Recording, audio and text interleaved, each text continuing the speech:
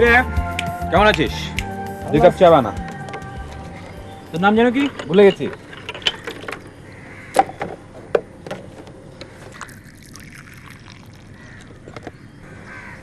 আরে আগে কখনো দেখেন নাই স্যার, আমার নাম সাত্তার। আরেক কাপ বানা।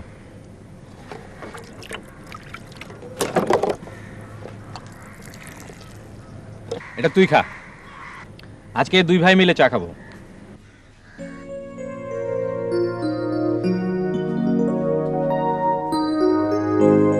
খা।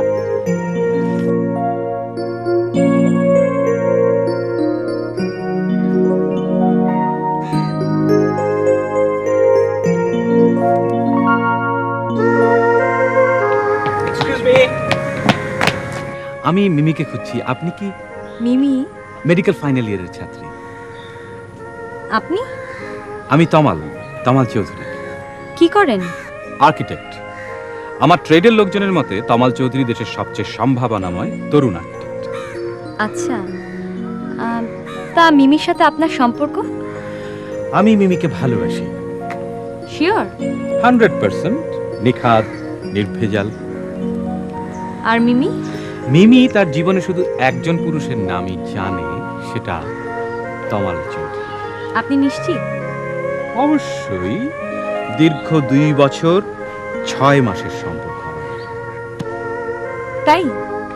কিন্তু মিমি যদি দেখে আপনি একজন চাওয়ালার সাথে বসে চা খাচ্ছেন আর গল্প করছেন, সেটাকে সে কিভাবে মেনে নেবে?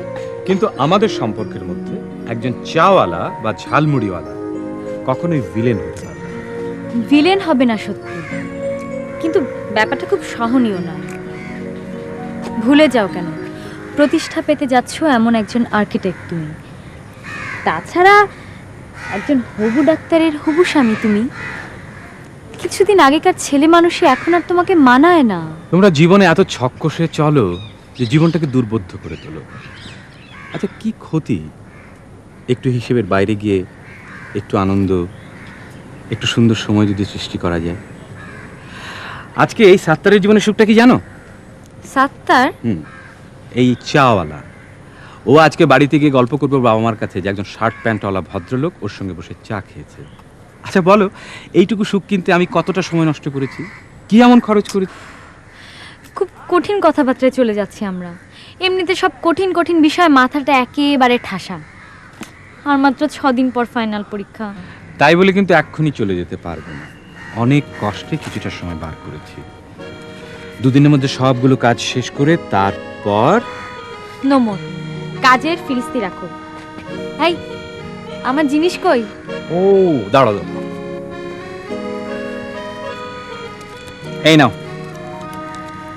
আচ্ছা, যে মেয়ে 2 দিন পরে মিসেস আর্কিটেক্ট হতে যাচ্ছে, সেই মেয়ে এখনো মিমি খায়। আচ্ছা, তোমাদের মেডিকেল সায়েন্স এটা পড়ায় না যেসব খেলে দাঁত নষ্ট হয়? আমি শিওর এত সুন্দর দাঁত তুমি এর আগে দেখো না। কচি খুকি। ছোটবেলা থেকে পছন্দ করতাম বলে বাবা নাম রেখেছেন মিমি। এখন অবশ্য বাবা অন্য নামে ডাকেন। এই, হ্যাঁ? কি নামে ডাকেন? না না, তোমাকে বলা যাবে না, হাসবে।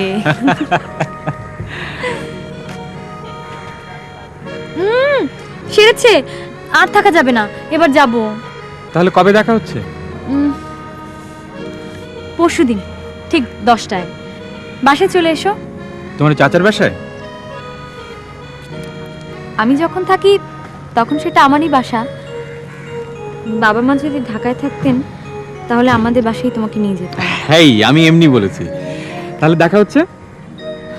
ঠিক আছে, আসি।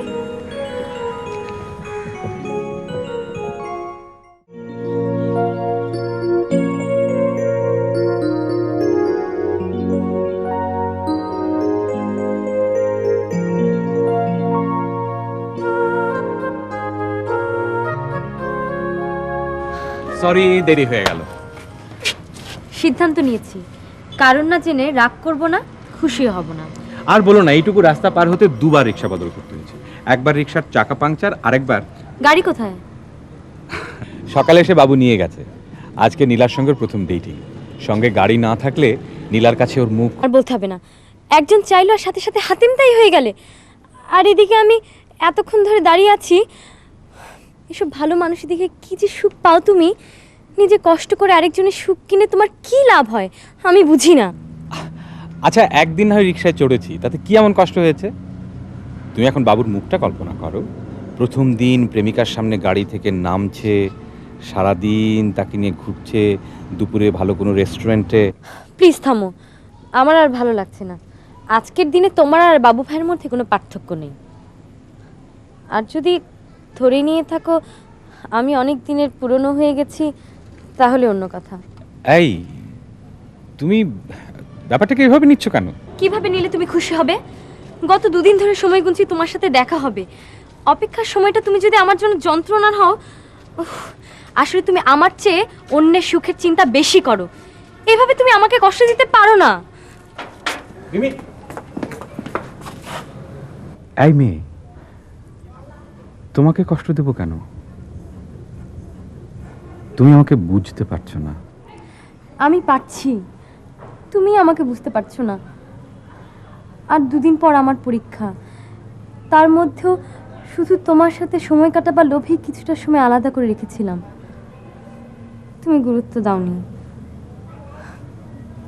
এ সময় আমার পরিবারে কারোর জন্য সময় কাটানো আমার জন্য খুব জরুরি ছিল, পারিনি।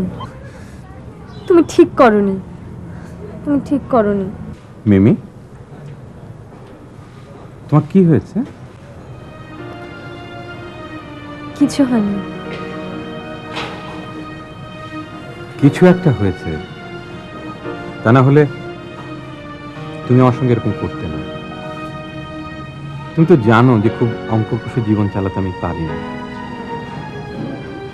একটু এদিক ওদিক করলে যদি কারো জীবনে সুখ আসে, আমার সামান্য স্যাক্রিফাইসে যদি কেউ সুখী হয়, তাহলে তো আমি বেশি সুখী হই। একটাই তো জীবন, এত হিসেব কষে সীমিত সময়টাকে নষ্ট করতে ইচ্ছে হয় না আমার। সরি, আমি জানি তোমাকে উচিত হয়নি তোমাকে কিছু বলা। আসলে আসলে গত দুরাত থেকে আমার মনটা এত খারাপ, ভেবে রেখেছিলাম তোমার সাথে দেখা হলে কিছু বলবো। কি ব্যাপার মিমি? না থাক, তোমার এই কাজগুলো শেষ? হ্যাঁ শেষ, পার্টিকে বুঝিয়ে দিয়েছি। পার্টি তো দারুণ হ্যাপি, পিঠ চাপড়ে দিয়েছে। আমাদের ফার্মের এই যাবৎকালে সবচেয়ে বড় কাজ ছিল। কাজটা শেষ করে খুব হালকা লাগছে। ভালো, এখন কদিন রেস্ট নাও। তাই তো নিতে চেয়েছিলাম, কিন্তু মাঝখানে যে পরীক্ষার একটা ভিলেন হয়ে দাঁড়িয়ে আছে। মানে? সামনে তোমার পরীক্ষা না, তুমি ফ্রি না হলে আমার রেস্ট হয় কি করে? তাহলে কি করবে? মানুষকে সুখী করার মিশনে নেমে যাও। সেটা তো আবার তুমি পছন্দ করো না। কে বলল? কখনো না। কাউকে ভালোবাসার কোনো না কোনো বিশেষ কারণ থাকে, আর তোমাকে ভালো লাগার ওটাই আমার প্রধান কারণ। আমি লক্ষ্য করেছি এই একটা ব্যাপারেই তোমার সাথে, আসলে আমার মনে হয় তুমি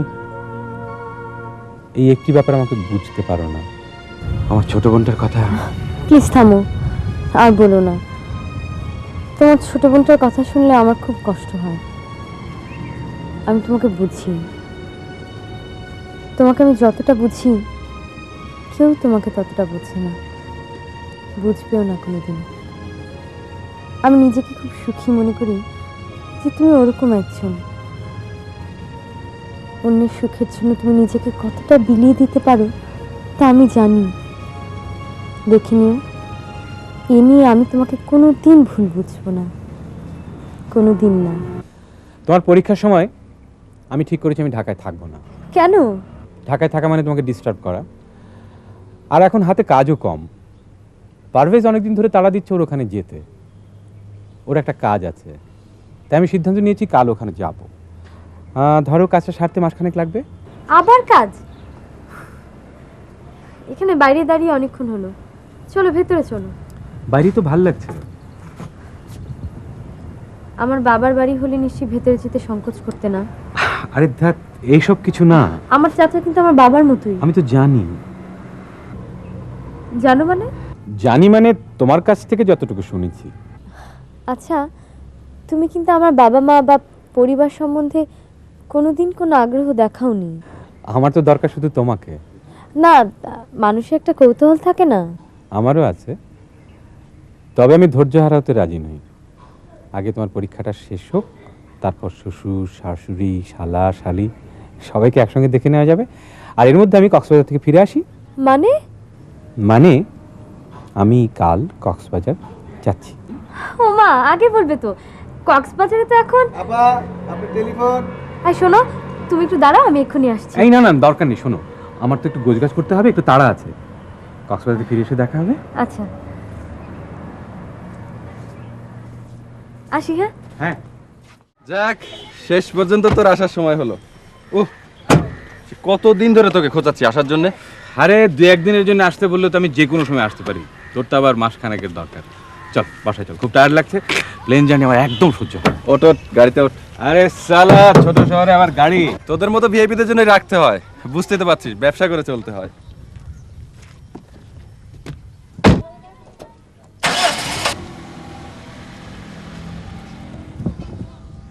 কি যে বলেন তমাল ভাই, আপনাদের সব কথাই আমি জানি। তবু পুরো ব্যাপারটা বলা যেতে পারে। জানিসই তো, বাবার করে যাওয়া হোটেল ব্যবসা চালাচ্ছি। এখন কক্সবাজারে পর্যটকের সংখ্যা বেড়েছে কয়েক গুণ। 60-এর দশকের শেষে বানানো হোটেল এখন ঠিক জুতসই হচ্ছে না। তাই চাচ্ছি নতুন একটা দাঁড় করাতে। তুই ওদের মধ্যে বেশ নাম ডাক করেছিস, আমি কেন সুযোগটা নেব না? তাই গত 6 মাস ধরে তৈলমর্দন এবং অবশেষে তোমার এখানে পদার্পণ। আমার মনে হয় তোমাদের এসব বিজনেসের ব্যাপারে আমার থাকা উচিত হবে না, কারণ আমি সে বুঝিও না, উৎসাহ পাই না। আপনার যাওয়ার দরকার নেই ভাবি, আমি একটু পরে বেরোবো, একটু বিচে যাব, আর কাল থেকে কাজে নেমে যাবো। ওকে, আমি বেরোচ্ছি, আমার একটা কাজ আছে। তুই বরং কিছুক্ষণ রেস্ট নিয়ে পরে বেরোস।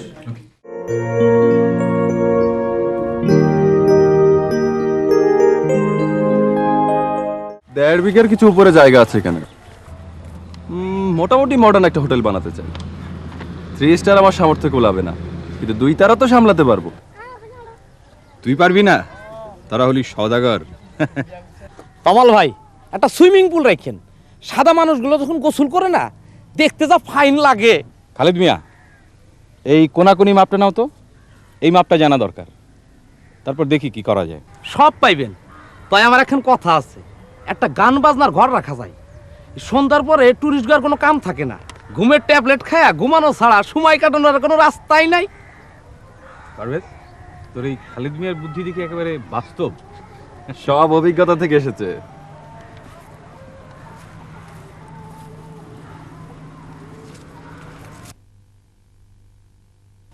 ভাইজান লেখেন 47-8।